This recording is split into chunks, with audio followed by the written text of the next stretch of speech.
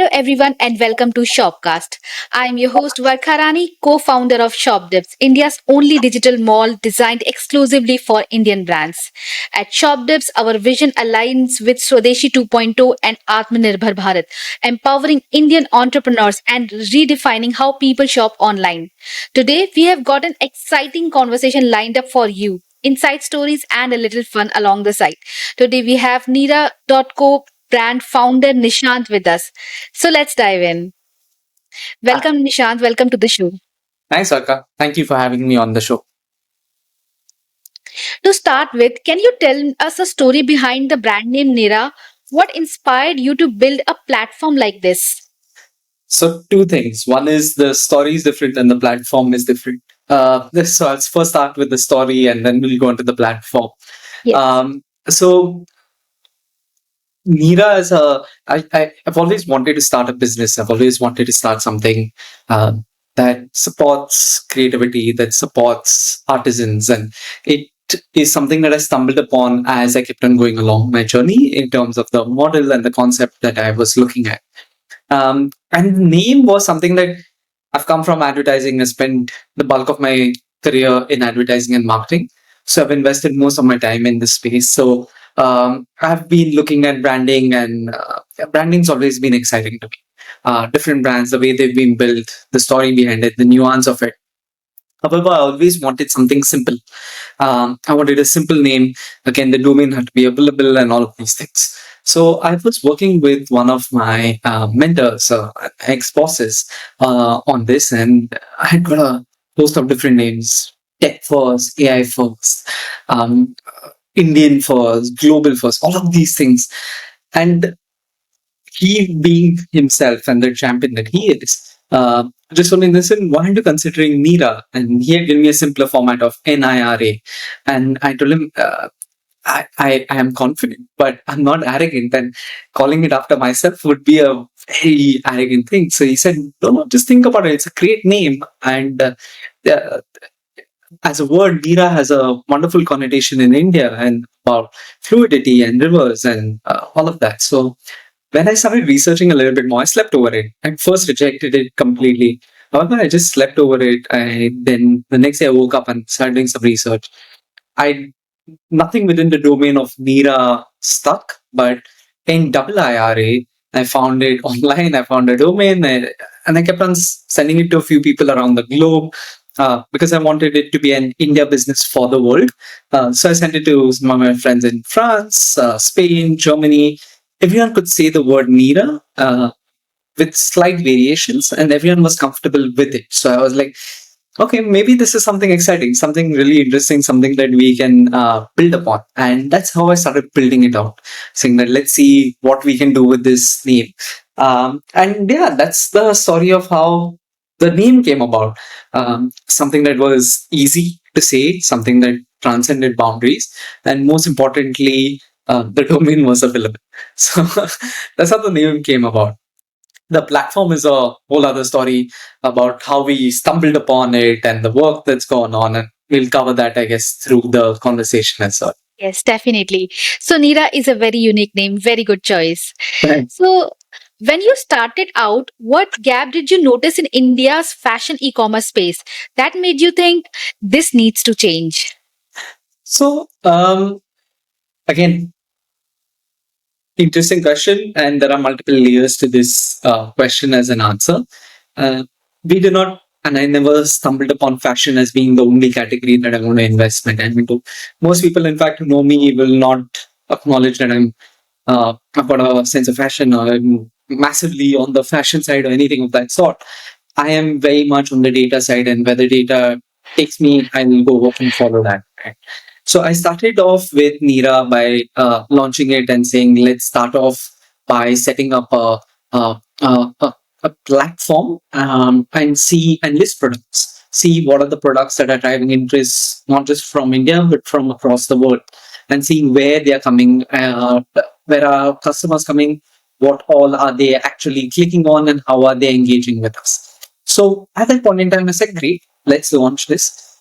The traffic that I did see was tremendously on the fashion side, as opposed to the lifestyle side and other products that India is known for.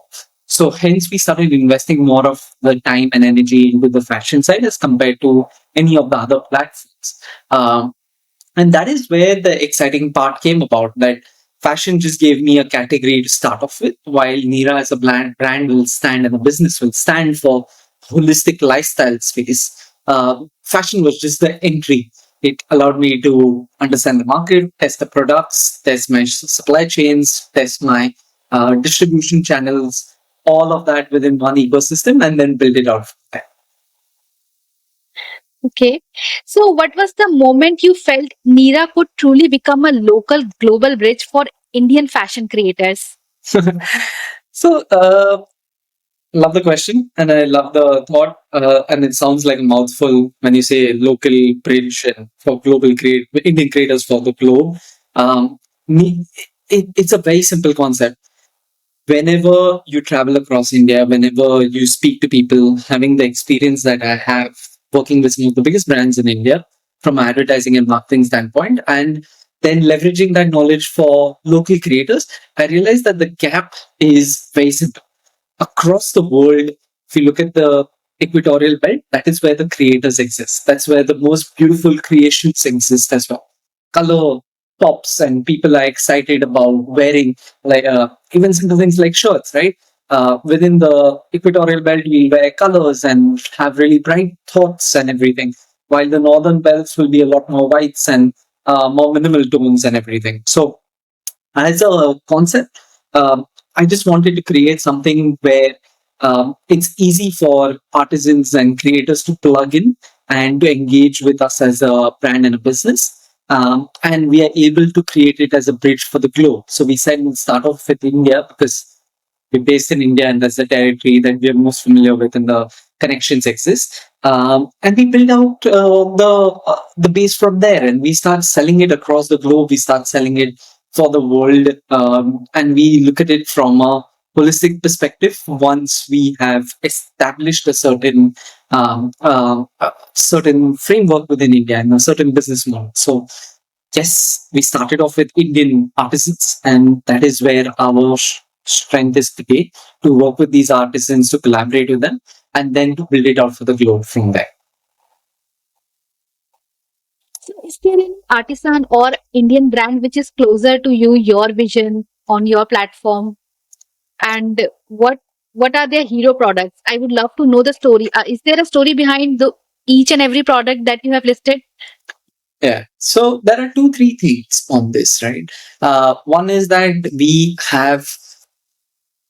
are a hybrid platform. So we do have our own in-house brands, which we do work with the artisans directly. So some artisans do not want to have their products, their brands created. They just very focused on the products. They do a great, fabulous job on the products, and they just want to retail through us and sell it to the people, right? Which is great. And there are some which have certain level of brand building, and they want to build that brand together, and we can build it out and take it forward. So we have both models with us. So the Gulapris are one of our top selling products. Now, along with that, we have another product which is the dhoti pants, which work really well. Um, and these are categories which I hadn't initially thought, when before I started Neera and before I started my research, would be the categories that we would see maximum traction. However, we've realized that categories which have which are Indian but modernized, Indian concepts with a little bit of a twist, improved packaging, enhanced experiences are what people are seeking and wanting to buy. Now, another thing that we are also looking at starting, and we finalized our work and the research on, is with regards to block print and seeing how are we going to be using khadi and block print and creating some interesting concepts with that. Right from pet fashion lines to men's and women's lines as well, right? Working with khadi, leveraging breathable fabrics to the best of their abilities and best from a consumer perspective. So it is completely possible in terms of what we can provide and what is possible. It's just about what are the different types of artisans that want to collaborate with us. So I'll give you a simple example. One of the artisans that we started off working with He's based in Kolhapur. A very tiny little home where he creates his Kolhapuris and he builds them out. It's him and his family, three members within his family. All of them have been working. The first time I went there, um, they were very excited to show us the products, but they also passed the line saying a lot of people come here, write these stories, and then they don't end up buying. They go somewhere else and buy it. And for me, the most important thing is to be authentic and genuine in whatever we do. And I told him that, see, I'm placing an order today for a small quantity, but as sales pick up, I will start placing orders for bigger quantities. Just sat on the finances till over the course of the day, and I realized that we've done over 3 lakhs of business with this one individual family. Now it is so much work that he's unable to meet our demand as well. So we've started branching out with multiple artisans to create these products as well. And we started creating these supply chains. But it's the same concept where these individual families aren't and haven't been exposed to this kind of a structured demand process. And now they are having to learn the models also where, okay, they need to also start working on a structured demand process, which is a great empowerment story from for Indians as well and for regional creators and artisans. And the same thing is applicable for artisans across India. It is about going to these people, working with them, whether it's in the ceramic space, whether it's in the khadi space, whether it's in the Kolhapuri space. Working with them and actually helping them as well get uplifted, but also creating a successful, sustainable business model. Absolutely. Having a sustainable business model is very mandate to survive in the market, in this highly competitive market. So how do you ensure that niche, alternative and independent brands actually get the visibility they deserve on your platform? Uh, there's no one size fits all, right? And I love the thought that we have to, and that's one of the biggest fights that most independent brands face on an Amazon and a Myntra, like you all also experience, and that's where you all have come from. Um, and that is the reality. We believe that we have to work with each partner on a case to case basis. Some are going to be successful stories, some aren't going to be successful stories. However, at the heart, Neera just wants to ensure that the story is spoken about, is showcased in the best possible light, right? Like when I work with the team, I keep on telling them, let's not show Udas stories. Let's not show the poor Indian household that is. Let's show the craft in the most beautiful light that possibly can be shown. So we have to work with each different partner. Each of them has their own story behind it. Like the block print team has a very different story than the Khadi team. And the Khadi team has a very different story than the Kolhapuris team. So each of them, we have the team that travels to each of these destinations. They capture the stories. We create short content for them. We showcase it in the best possible light. And it's great.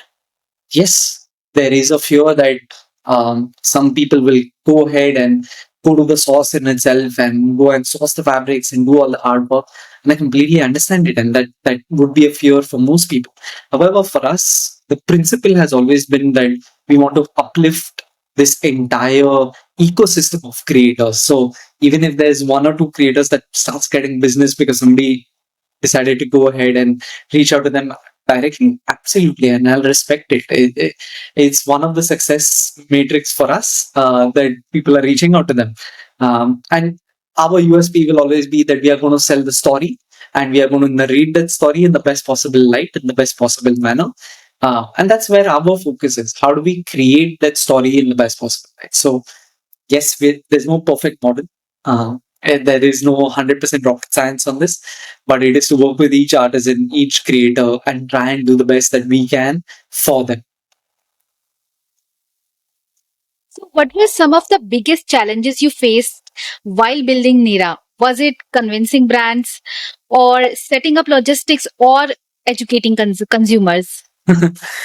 So I think all of the above and none of the above in one sense, because when you're a founder and when you're building the entire business, it's not only about one component that you're concentrating on. It's each and every component. And while the aim is always to have a team that is able to do most of these things, the reality is at the start, to keep costs in check, you have an extremely tight, small team. And that is the same experience that I have gone through, and I'm sure tons of other founders have also been through this journey.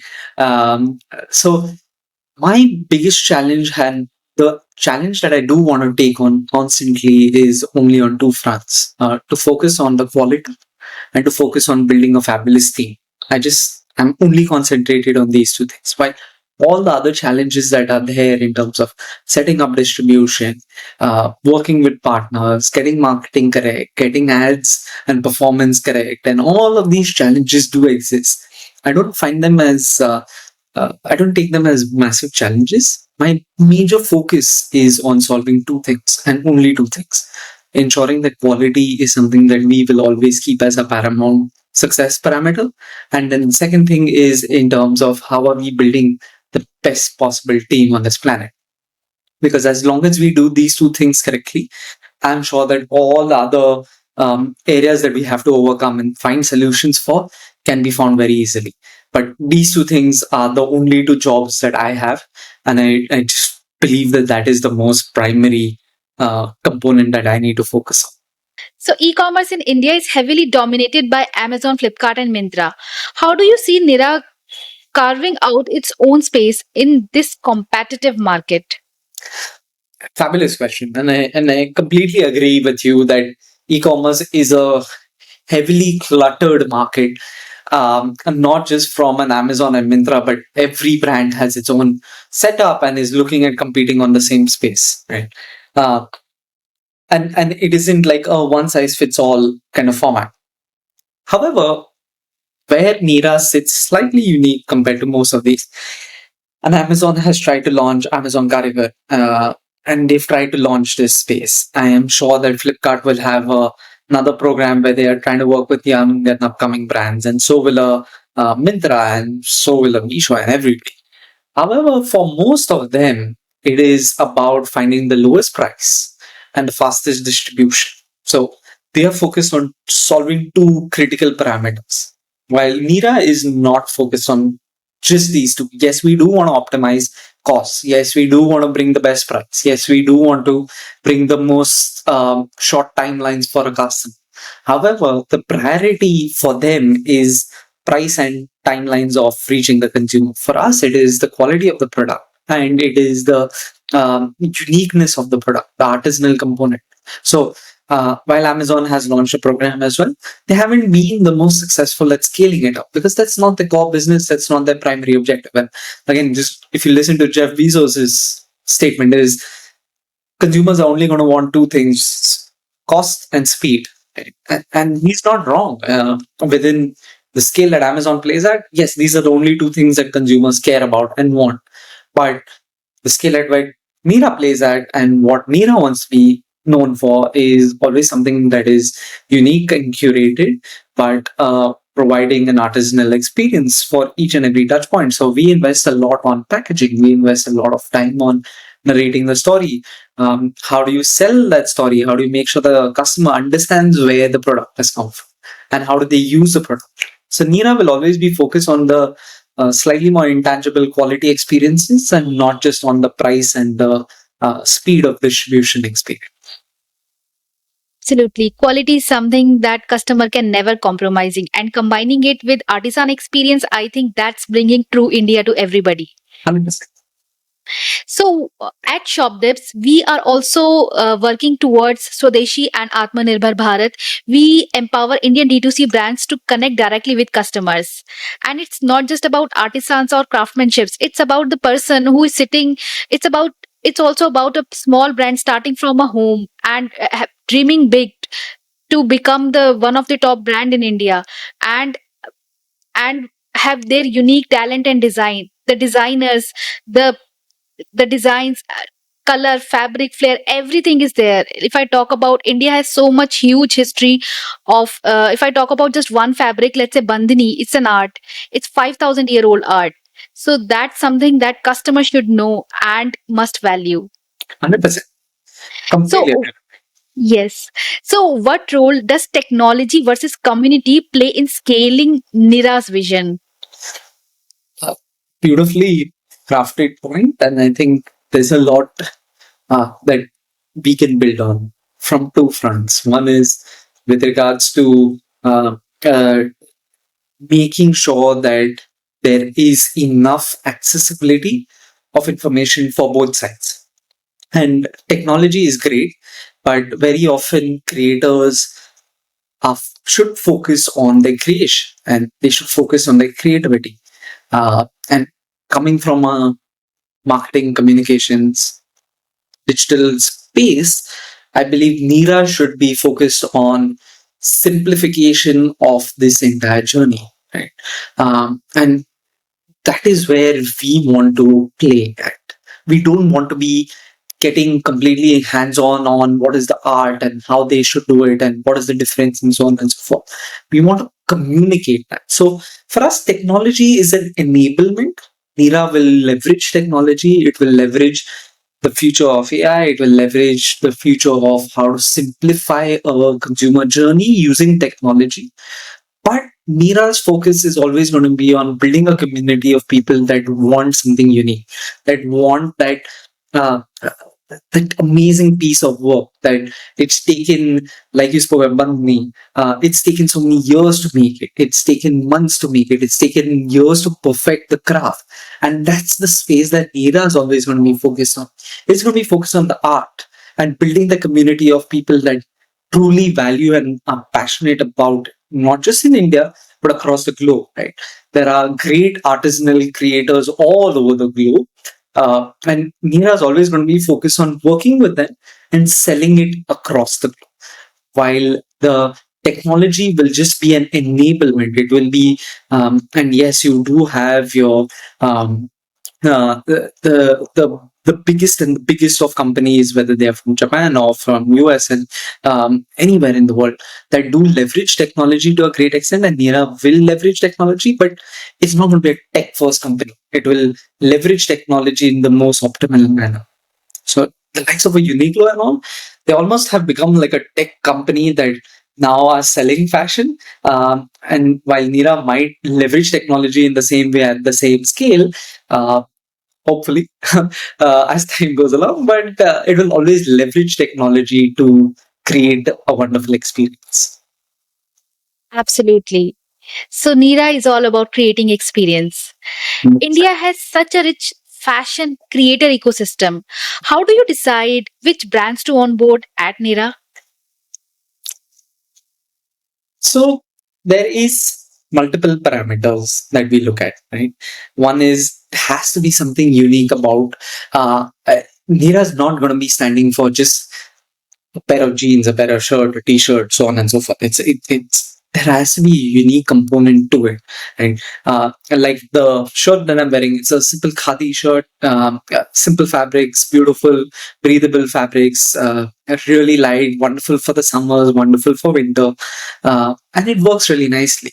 Now, it's not about it has to be done by a famous designer or non-famous designer or this is the type of product or this is not the type of product. It's none of that. There has to be a genuine Indianness to it at this point in time. There has to be a unique story that we can tell the world about it. Right? And then finally, I let the consumers decide. I am more than happy to, once it passes the team's parameters and we list it on the site, I am more than happy to list it on the website and let consumers decide. If consumers are happy with it, they'll keep on coming back and returning and buying it. And it's not that Nira has to be the gold standard of this is the fashion industry or not the fashion industry. Consumers have to decide what is right for them and what is not right for them. So we do a lot of market tests, whether it's through social media, whether it's through our website as well, and we keep on updating it.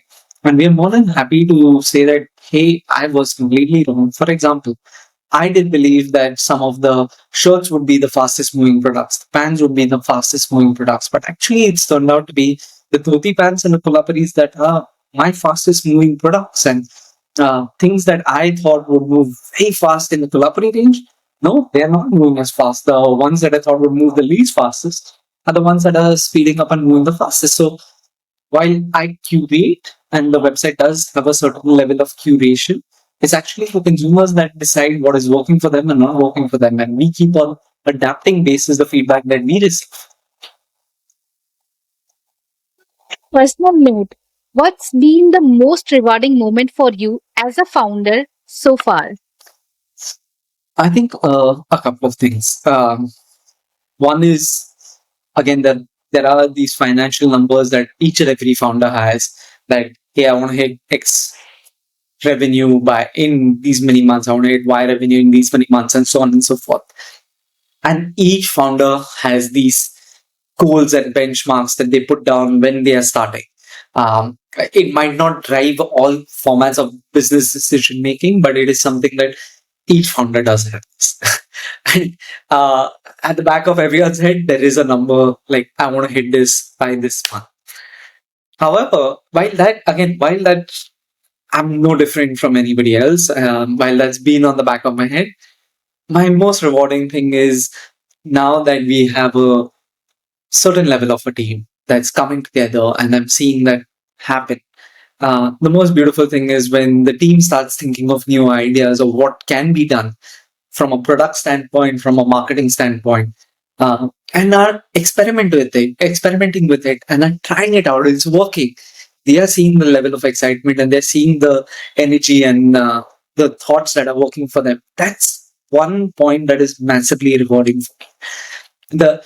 And they are just seeing, like I was saying at the start, we are coming out with a new product line for pets, which is breathable fabric with block print. So bandanas for dogs and cats and so on and so forth.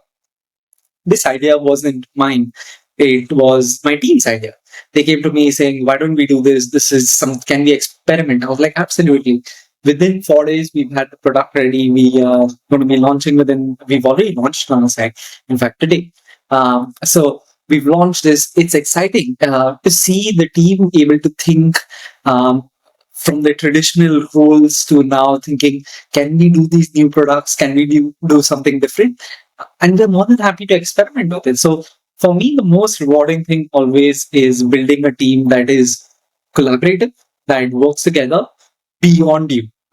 So even if you're not there, they are willing to take the mantle and run with it. That's the most rewarding thing for me in this entire show. A good team is always the reason behind every successful business. Team 100%. is a must. We cannot ignore it. 100%. The team is, and even if you get customers who repeat and everything else, I think I can speak for myself, but I think most successful companies have always been built with a fabulous team that Yes. support a person's vision. And that is critical that you build that team, focus on it. So, like I said, the only two things that I'll care about ever is having quality assurance and a team. The rest all is solutions it can be.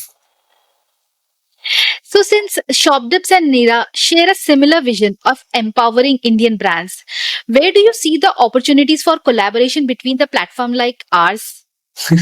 So I think a lot of synergy is there, right? At a strategic level, there is a certain level of synergy, like we're doing a podcast and marketing and everything else that can be done in to scale the synergy and to scale our vision of empowering Indians and Indian artisans and creators. And at a very fundamental business level, also, there's a certain level of synergy that I do see about Neera's products getting listed on Shopcast. Now, that is business, but I think the beauty about it is more the vision that both companies have in terms of creating an ecosystem that is leveraging the current ecosystem. It's not a competition to the current ecosystem, but it is leveraging the current ecosystem and scaling it up. That's where I do see the vision. And when there's a unity of vision, I think the possibilities are endless, and we'll be able to find solutions beyond what we are able to think of even right now. So I think the synergy is substantial, and from product listings to other things, we can figure these things out. Yes, definitely. I would love to discuss this with you in detail. And both Shopdips and Neera are tackling the challenges of giving smaller brand equal visibility against big giants. What do you think the platform like ours must do differently to truly shift the market in favor of emerging brands? So there are multiple things, and the two biggest things that I do believe and I do see as being the fundamental pillars that we need to focus on is the first one is we are way more nimble and agile, and we can start things, we can test it out, we can pivot faster. Bigger brands, and having worked with the likes of a Myntra, Amazon, Flipkart, all three of them, I've worked with them in different capacities. The scale at which they operate and for them to pivot and modify their game plans is extremely hard. Um, we at our level have much flatter processes, much flatter systems.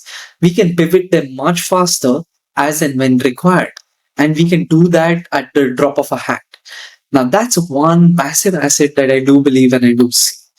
The other huge asset that I do see is in terms of the way we market and communicate. For us, we can go into the nuance of it all and narrate the story that this is the creation process. This is the brand, the person, the business, the person behind that brand and business, and how why have they created. The human story is so fundamental to Indians as a community, but also the global community. And we are able to do that while bigger brands and businesses might have more money and might have a greater reach. They don't have the eye for this detail.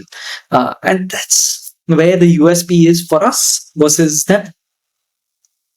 Absolutely. If you have to describe Neera's journey in one word, what would it be and why?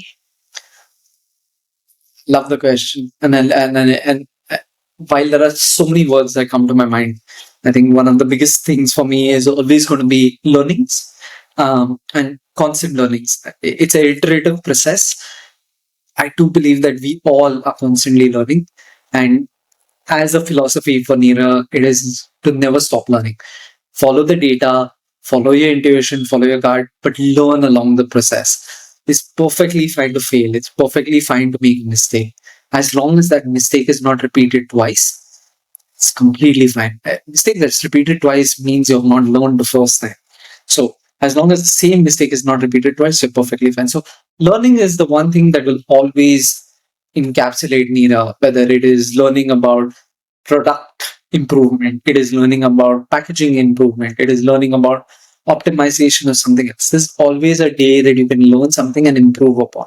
And that's where Neera is. It will always be a learning ecosystem, maybe a school in one sense, but it will always be a learning ecosystem. And that's where we will focus our energies.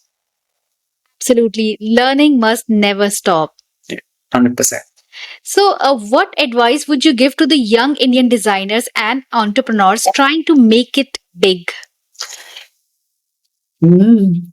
Well, I don't think I'm yet big or Neera has been that big that they should seek my advice. My learnings have been that um, invest a healthy amount of time in your research and in planning. However, start fast because all your plans are thrown out of the window the moment you go live with your sales, with the number of challenges that will exist once you start deploying it and letting consumers come in and give you real time feedback. So, my only advice would be start fast, fail fast, learn again, and improve your processes. All the research, all your business plans, all your design collections, all of that is well and good. However, once you put it out there, you will start getting real time consumer feedback, and that's way more valuable than umpteen hours of sitting with friends and families who all will say it's a great idea. Why don't you invest your time? Once consumers start giving you the real feedback, you will start realizing what is working, not working. So, my only feedback to any designer, any brand, anybody who wants to be an entrepreneur is start fast, experiment at low cost. It doesn't cost you anything. You can start an experiment in 5,000 rupees, test it all out, see whether it worked, did not work, what worked, what did not work, and move on with life. That's completely how I started Neera. I'm not saying that's the best way. I'm sure there are 10,000 ways to start it. But I'm a firm believer that do it fast, do it quick, get the learnings and improve. Absolutely. Learn as fast as you can and adapt as fast as you can. If 100%. and if you are failing, then fail as fast as you can so that you can 100%. learn and 100%. yes, Failure is important.